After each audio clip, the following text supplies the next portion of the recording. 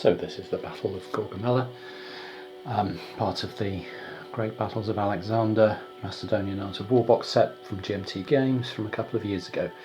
This is the position we've got midway through turn 3. All the Persian commanders, the blue army, have activated, and one of the Macedonian commanders as well, Craterus, here is finished, and so they have Parmenion, the left wing commander, to act over here, and they have Alexander himself to act as well. And you can see there's been some development. So over here on the Macedonian right, the Persian left, Darius has got this great mass of cataphracted heavy cavalry moving. These chariots and elephants are just starting to engage with the Macedonian line. You can see a chariot that's come through the phalanxes there, and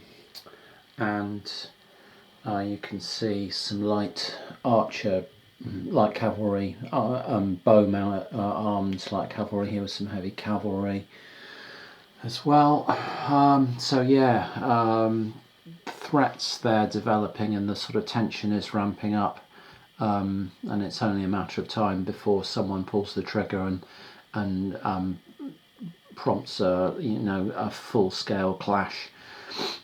And then in the centre we've got just odd units again. We've got another chariot that's come through the line here, and the heavy cavalry just got out the way because the chariots make a mess of them if they get into the heavy cavalry.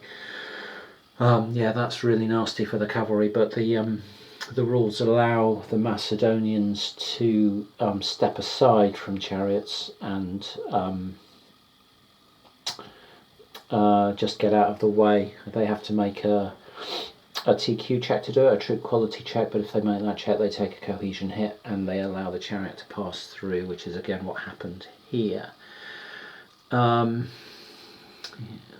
What else have we got? Over here on the left, this light cavalry, javelin armed light cavalry, is now lining up, facing off. The heavy cavalry is ready to go, but Mazius only had one set of activations because of the trumping in, so he was limited in the note. He couldn't have any momentum, and he didn't want to launch an attack without any ability to have some momentum. So the situation is sort of coiling up, basically. The tension is ramping up, and at some point something's got to give. And I don't quite know when that's going to be and who's going to actually throw the sort of opening punch. Can Alexander find something in here that he can do with the companion cavalry and the assorted troops over here, or can he find some way to charge the phalanxes forward, because they've not moved yet this turn, so maybe he can push them forward and get them right up into the face of the Persian army. It looks really dangerous to do that, because if they were up in here, then all this stuff is looking like it's rolling up his flank. That doesn't really look viable. So yeah, it's difficult to know quite what this Macedonian army is going to do. I mean, it's sort of hunkered down, but there are weaknesses, frailties here on sort of flanks of units. These chariots are very painful because although they pass, you can let them pass through, they're then in the rear of your army, and if anything can get commands to them, then they can cause mayhem. So as the situation sort of disintegrates and devolves, having chariots behind your lines looks really, really dangerous. They're extremely dangerous anyway. They're very hard to combat. Very little things get good combat tables against them, and so the Macedonians have to be really careful here, not to be too ambitious. So I'm just going into their turn. We'll see what they can do. So we're here at the end of turn 3 at the Battle of Gaugamela and Great Battles of History, the Great Battles of Alexander in particular. And one of the things I'd forgotten, you kind of notice when you get playing again with leaders as good as Alexander, is quite how resilient this Macedonian army is. So he's just had 3 activations. He made 2 continuation rolls. You're allowed a maximum of 3 activations. And he's completely sorted out, you know, a structure for this right wing. And he's sorted out the problems some of the problems with here. And he's completely reorganised his phalanxes to take all the cohesion hits off them. And, you know, apart from a single cohesion hit over there, and a chariot that's broken through the lines, he's back in a situation where he doesn't really seem to have many problems. Maybe a bit of a gap down in here potentially, but really he's pretty comfortable with his position right now in terms of, you know, its defensive structure and its cohesion. And on the Persian side, they have frittered away a couple of elephant units and a couple of chariot units, and they've achieved absolutely nothing because Alexander is competent enough to just repair the damage, sort his lines out and get everything back in shape again. So the Persians are now up to 8 route points. Macedonia don't have any yet, and that's fairly small in terms of the overall totals. But it's simply illustrative that the Persians have lost 8 route points to achieve essentially nothing. They don't have anything to show for their 8 route points, really. And Alexander has got his army perhaps halfway across the board, you know. He'd like to push this up further, but he's really wary about engaging those chariots with his heavy cavalry right now. Because the chariots do really nasty things to heavy cavalry, and they've got elephants alongside them, and elephants also do really nasty things to horses. So yeah, in terms of this wing, he still has a little bit of a quandary as to what to do with it, but otherwise he's fairly content right now. The question becomes what Darius is going to try and do with this cavalry, and is there going to be something of a waiting game here, as you know, the Macedonians are a bit locked down and not really able to advance, certainly in the centre.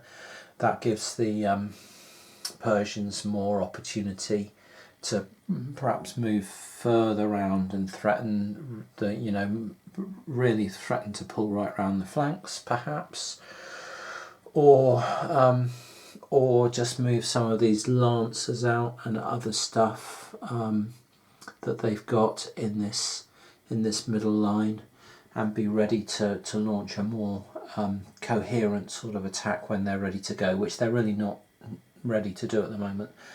You know, there aren't enough leaders to control all this stuff. As we were saying before, it all looks threatening. These are like horse archers, this is heavy cavalry, this is chariots and elephants, but there's only one leader between all of it. So again, over here there's some stuff there and some stuff there and some stuff there. They'd struggle to command it all though. So the Persians with work to do just to build an attack that looks like it can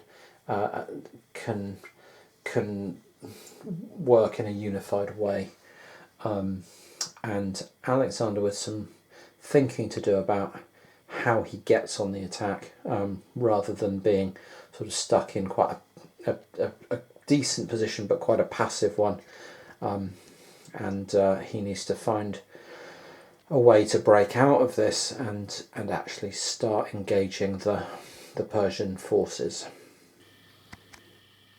So it's the end of the Persian activations at the end of turn 4. out here on the Macedonian left wing, the Persian right. The wing commander out here, this guy, Mazaeus, I think that says. I can't quite see it from where I'm sitting. Yeah, Mazaeus. He illustrated the problems that the Persians are having quite well. He committed the light cavalry down here to the right on the edge of the Macedonian flank, did quite well, routed a unit, kind of got the better of the attacks, and then went for a momentum and failed his role because he wanted to get this heavy cavalry in alongside and have both his, and be in here with his heavy and light cavalry working in tandem. Didn't make the momentum check and was finished, and subsequently Parmenion, who also didn't manage a momentum check but did manage to get some extra troops over here. You can see some peltasts who flanked round onto the cavalry, which was fixed in place by cavalry to its front, and they routed a couple of units, and he managed to rally the routed unit on his side. So he got some good stuff done before he was, but then he was finished too. So he wasn't able to sort of launch his heavy cavalry in any way, but he was able to steady the position. Exactly the same thing then happened over here. Bessius, the wing commander over here, launched some mounted archers forward towards the Macedonian lines. They inflicted a couple of hits on various things, and then he tried to get some momentum, either to push some more forward or maybe to charge in with some heavy cavalry, and he was finished. And so now we've just got Alexander left to do, who is currently here in the sort of centre right of the Macedonian army. He's got a number of things to do. He's got problems down here to kind of clear up with these archers. He'd quite like to deal with this phalanx if possible. This chariot behind his lines if possible. He'd like to deal with this sort of scrum in here and sort those sort of skirmishers out and get them doing something, especially perhaps lining up in front of, or trying to pick off some more of these chariots and elephants that are stopping him from advancing any of his cavalry. The chariots are just too dangerous. The elephants he can't get his cavalry close to, you're not allowed. And that's stopping him addressing the more significant problem of Darius's massed cavalry up there, which is preventing him from moving anything else in his army, really. So we've got quite a static position here at the moment, which I've not really encountered before in a Great Battles of History battle. But it's still fascinating. Because the tension, things just change slightly, and you wonder if that's the trigger for something more dramatic happening. But at the moment, the Macedonians are just defending their lines, and the Persians seem to be just waiting for that moment where they manage to get a continuation and can combine, 2 or 3 sets of units into a coordinated attack. So that's it. I'll just do Alexander now and see what he's up to, but it won't be anything. I don't think he's going to do anything dramatic here. It's going to be more attempts to sort his position out. Reform anything that needs doing, and and play with his skirmishers. So the end of turn 4 here in Gaugamela, Great Battles of Alexander, part of the Great Battles of History series. And the Persians under Darius are losing lots of little local fights. So they've just had 3 of their horse archer units that had tried to pull up and sort of skirmish with these cavalry to disorder them, and the lancers turned round and just drove them off, and you can see 3 units routed there. This guy doesn't have a commander anywhere near him to tell him what to do. Was in danger of being caught in the flank by this lancer as he advanced after combat, and then had to make a reaction move, a reaction change of facing, and is now in danger of being caught in the flank by all these follow-up guys, and is in a zone of control. And this is the kind of situation where you're in real danger of getting routed, because one of these moves up, you can't make a reaction move while you're in a zone of control, and you're caught in the flank, and boom, the attacker is attacker superior because of position, and they're usually 2-1 against you, and it all gets very messy. So, however, these lancers, with the exception of that one, have got quite a lot of cohesion hits on them now. He's only got 2, but I think these have taken some hits. He's got 5, and he's got 4. So if the Persians could get a good hit in on these guys, maybe with this line of heavy cavalry here, then it's possible that they could cause some problems in return. The difficulty is that Alexander is nearby and is phenomenally good at rallying units, and the Persians are not good at rallying units. You basically need to roll a d10 with zeros low and get up to your initiative or 1 higher. So Bessus can rally these guys on a 0 to 5, basically.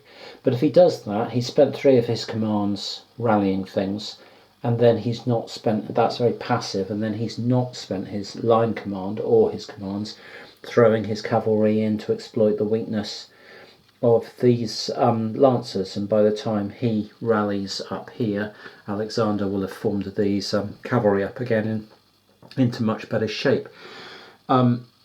So the Persians now start to get the dilemma of whether to spend their orders on these very passive things like trying to rally fleeing troops, or whether to try and throw more into the enemy to try and disorganize them and try and rout them, and start causing Alexander those problems. The trouble is that Alexander is just so much better, so he can rally things on a 0 through 8 on a d10. In other words, he has a 90% chance of rallying fleeing troops, and so even though they might initially cause some of these to recoil, Alexander's going to turn up and reform them pretty quickly.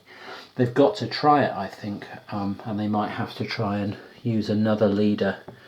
Maybe this guy will run over here and try and rally some of these fleeing units. Actually, Darius is in range and he's not doing much at the moment, so he could try and rally them on a 0 through 4.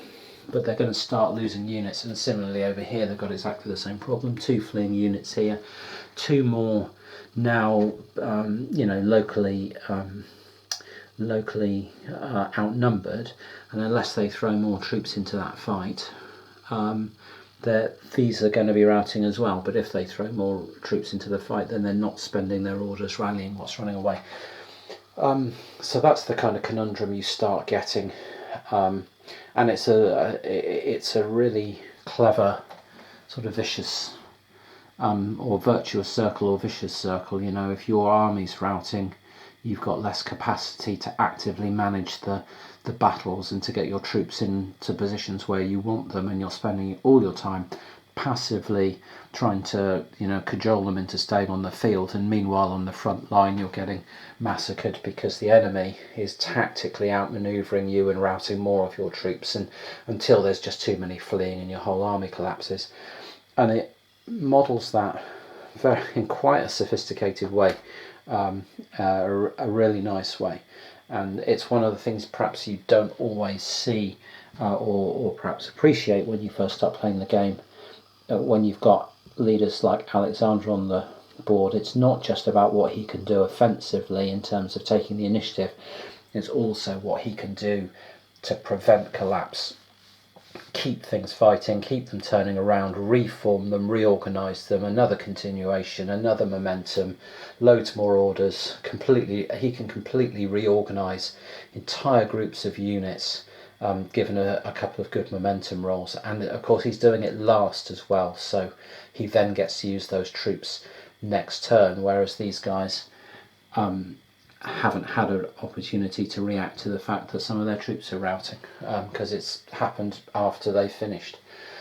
Anyway, there it is, end of turn 4. Still in this kind of slightly deadlocked position, but obviously things are happening on the flanks which will slowly creak until something gives way.